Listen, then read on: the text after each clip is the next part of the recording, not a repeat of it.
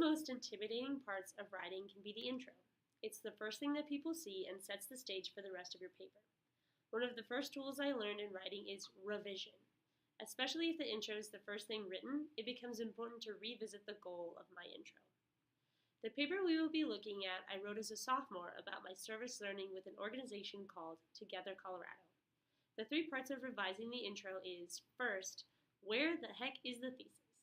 Second, cutting the crap. And third, grammar hammer.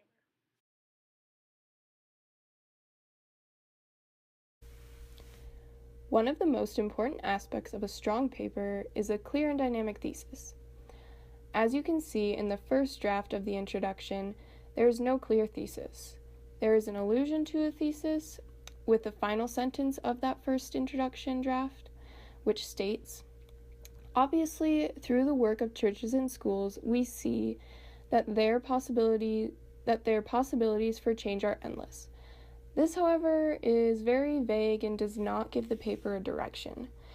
This is where revision becomes really important because in the second introduction, there is a clear thesis which gives the paper a direction.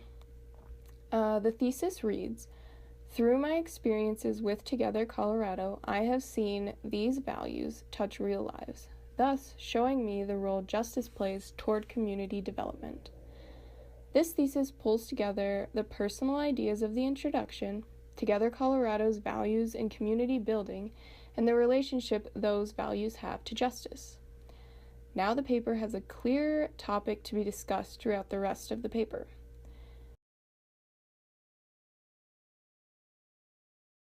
When revising any piece of writing, don't be afraid to make cuts. In an intro, once you have your thesis, making these cuts can become a lot simpler. Anything that doesn't connect to your thesis or serve to engage the reader can be cut. And most of the time, there will be a lot of cuts in your revisions, because, let's face it, we've all been trying to finish papers at 1 a.m. the day before a draft is due, desperately adding in excessive amounts of adjectives and paraphrasing trying to meet the word count. So everyone ends up with some unnecessary information or some redundancies.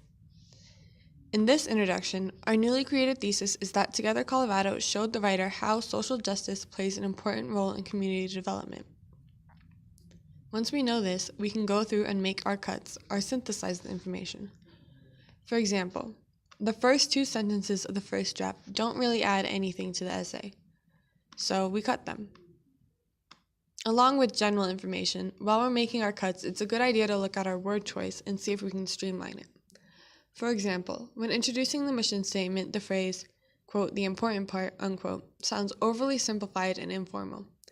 So instead we can make it, quote, "the key component of the mission statement," end quote. Sounds official, right?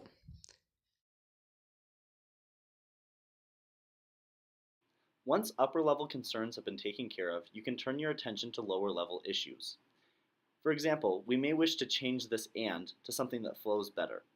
Next, it's useful to delete the comma here, as it clears up meaning. Luckily, we have done a good job writing the intro and don't need to do much beyond these little changes. That being said, it's important to note that many grammar concerns were cleaned up through our synthesis stage.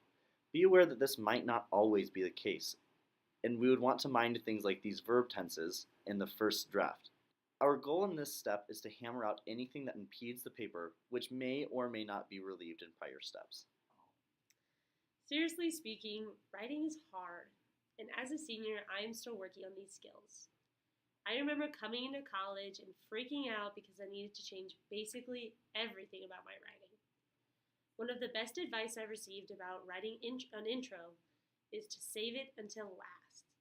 Write a thesis to know where you're going, but my thoughts get way more clear once I've written the body of my work. Then I go back to introduce the heart of my paper. It's crucial to remember that writing is a skill, and the best way to hone that skill is by drafting, looking things up, and practicing. It will get better. Remember these steps. Where the heck is the thesis? Cut the crap, and grammar hammer. Then that's one thing to improve your writing today. I'm absolutely not a perfect writer, but these are some of the tools that have helped me to improve immensely. We hope it works for you too.